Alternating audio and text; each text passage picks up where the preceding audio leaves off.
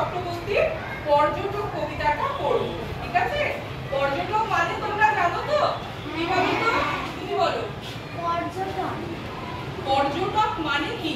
পর্যটক মানে ঘুরতে যাওয়া বা বেড়াতে। ঘুরতে বা বেড়াতে যাওয়া। তোমরা সবাই বেড়াতে যেতে ভালোবাসো তো? হ্যাঁ। একটা কবিতা হবে। মাথায় মস্ত পাগড়ি এঁটে, মাথায় মস্ত পাগড়ি এঁটে, গজিয়ে দাড়ি গুম্ফ ছেটে, গজিয়ে দাড়ি গুম্ফ ছেটে, কেষ্টবাবু কেষ্টবাবু কোথায় যান? কোথায় যান? বাদক শান, বাদক শান। কুলির মাথায় মাল চাপিয়ে, কুলির মাথায় মাল চাপিয়ে, সিংহ সমলম্ফ দিয়ে, সিংহ সমলম্ফ দিয়ে, বিষ্টুবাবু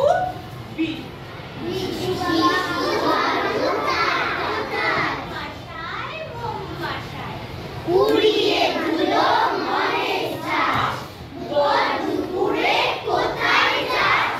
হঠাৎ কোথায় চললি রে? সান্টাফে, সান্টাফে।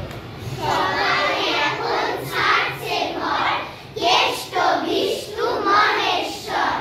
ব্যাপার দেখে হচ্ছে সব, আমিও হব পর্যটক। কিন্তু আমি কোথায় যাই? একটি দিনের টঙ্কা নাই, তাই নিয়ে যাই কোথায় আর? শ্যামবাজার, শ্যামবাজার।